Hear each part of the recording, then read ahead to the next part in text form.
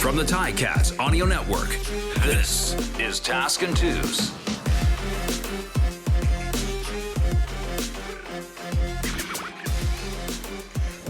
Welcome to another Grey Cup Saturday edition of Tasker and Andy. Dun, dun, dun. I am Andy Fantuz. Sitting next to me is Luke Tasker. Hello.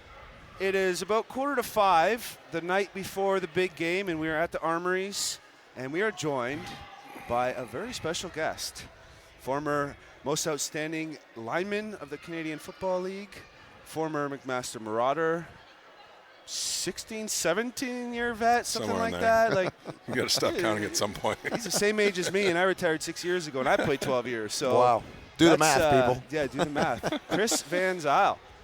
How you doing, Thanks. buddy? I'm doing very well, thank you. Thanks for having me on. You look good. You look like you had a couple more seasons in you, if you ask me. Yeah, you might say that. Yeah. Well, you're out here on this little flag football field behind us, and you're running the kids through some drills, man. Yeah. You've been out here for hours. Just having a blast. This is cool. Yeah, remembering what it was like to be a kid and just run around the field, throw a football around, and jump over bags, and that's what it's all about. It's about being out here and having fun. Just loving it. Yeah. Yeah. So you had some trouble with injury this year, but you did play in the last game. Yeah. I gotta ask, man, how's the body feeling? Like, you're Fantastic. 40 now? Yeah, 40 and 2 brand new hips. I got those done last off season, and yeah, I mean, a lot of the things that kind of pop up here and there, it's just some wear and tear stuff, but yeah, generally speaking, I mean, after a football season, I feel pretty good. I didn't play a ton, so that probably helps significantly, but day in, day out, I feel like $1 million.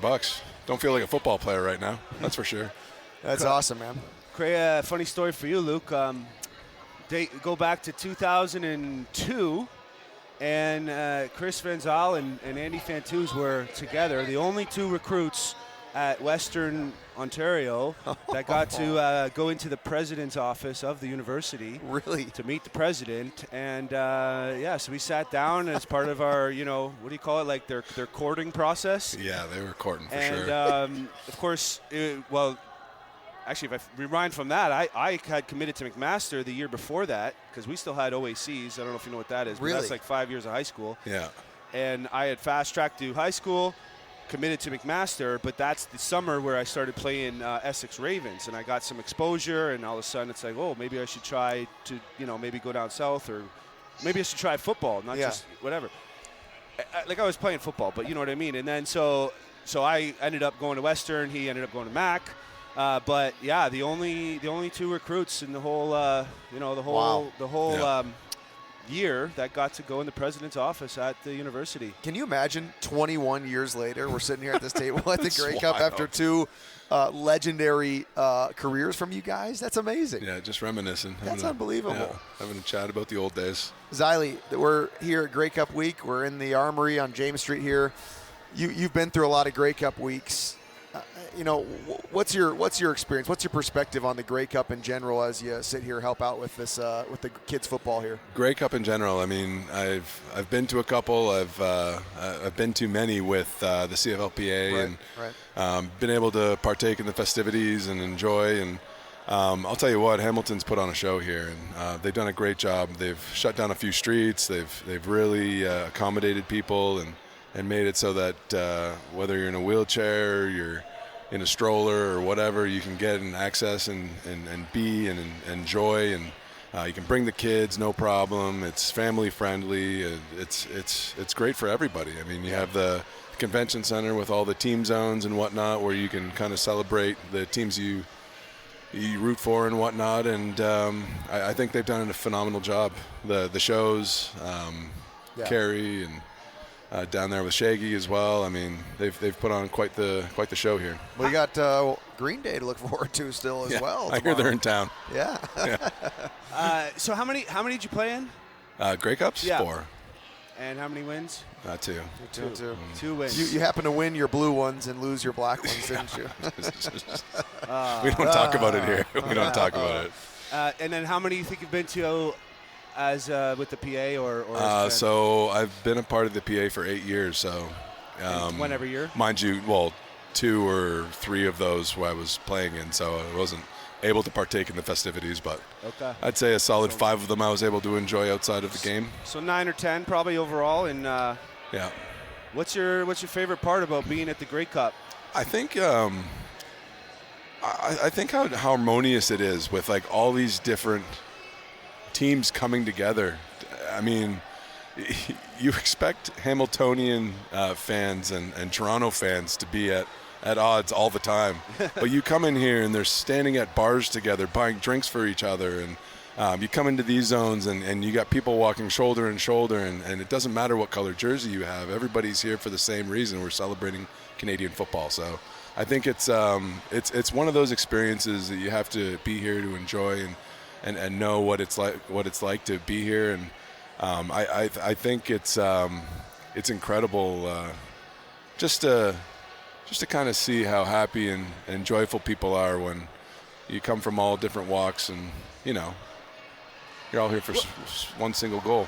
What about when you're playing in the game? What are some challenges you face, or what is some advice you'd give to maybe a younger teammate if they're in their first Grey Cup? Well, it's all about who can block out the noise the best, and the teams that win are usually the best at doing that, and they put their blinders on and just kind of put their heads down and work, and they ignore the fact that it's Grey Cup week, or do their best to ignore the fact that it's Grey Cup week, and execution. It comes down to execution. I mean, but again, you have to block out the noise and execute.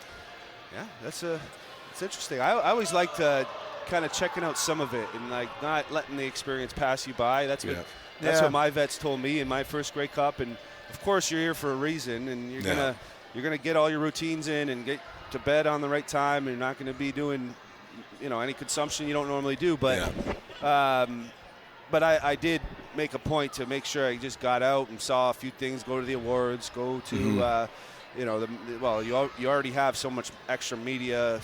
Media days and coming to the Grey Cup as a player, playing in the Grey Cup, you find out that you don't have a lot of time. Yeah, we never had a lot of time like that, and my experiences in Toronto were very similar. It was you wake up in the morning, you go to practice or meetings or whatever, and then you have some form of media event or luncheon or something, and then you're into the film room again, and you're doing stuff like that. I mean, there were some dinners and stuff that we had as teammates and whatnot, but outside of that, I was trying to get as much rest as I could, because I was up at like 3 o'clock, 4 o'clock every morning because I was so excited.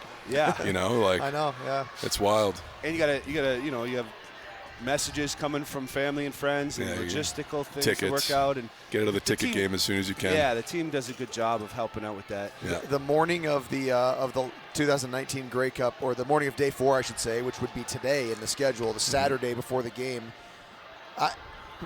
Jenna and my oldest son Steele, we had a passport problem. We had to cancel a flight that you couldn't fly into Canada without a passport, but because he was a baby, but you could drive in and then fly from Hamilton. We had a huge mess that we had to figure out on day 4. There's all sorts of little logistics that nobody ever knows about like that, because it takes a lot. You didn't know as a player that you were coming here until 6 days ago, when you win the finals. So it's a whirlwind, man. And it's a blast of a week. I know my family, even though the games didn't go the way we wanted them, they had fun Grey Cup experiences, and it's good. It's a fun week. I like the thing about this year.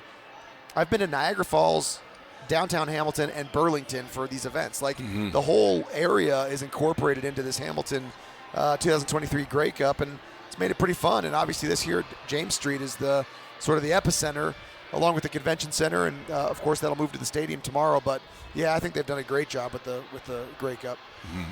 So Chris, what are you up to now? Well, we're heading into the off season. I'm gonna start to plan what's next, and I've been kind of planning it out through the year as well, and whether I retire or not retire, or what's going to happen in the near future, it's figuring it out. So hey, let's get a headset on. Brandon Revenburg just walked in. You know what? Here. You can have mine. No, stay on here, Wiley. We won't go there, but you got a family and. I got 2 kids. I'm really excited to just be a dad for a little bit. And spend some time with them. I mean, winter's coming, so play in the snow. Yeah. Throw a couple snowballs, you know. So to play 16, 17 years, what was your sort of what did your off season look like? How much time off? How hard when did you go hard? Was it like phases?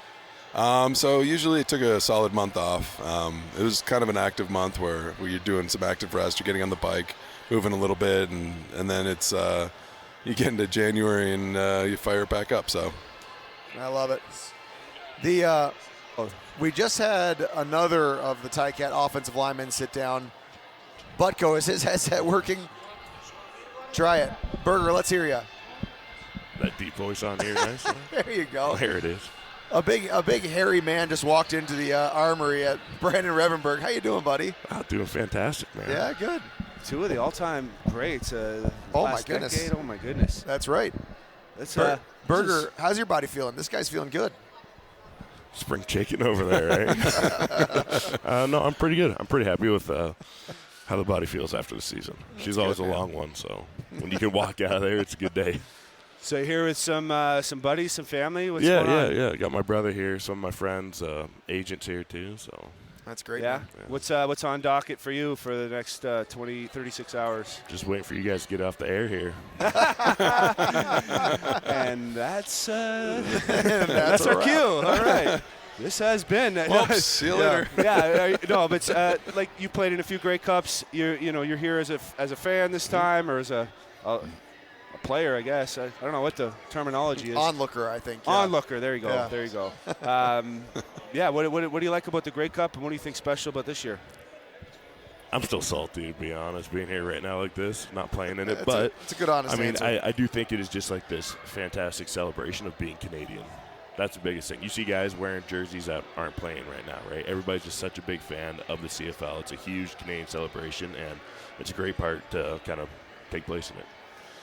Nice. Good answer. Well, I appreciate you stopping in. Your family, friends, agent are all waiting on you here. And so we'll let you go. And Chris, you got to get back to the field for a few minutes. So yeah, throw some balls. I appreciate you guys stopping in. And we will, enjoy the game tomorrow and have a great rest of the Grey Cup.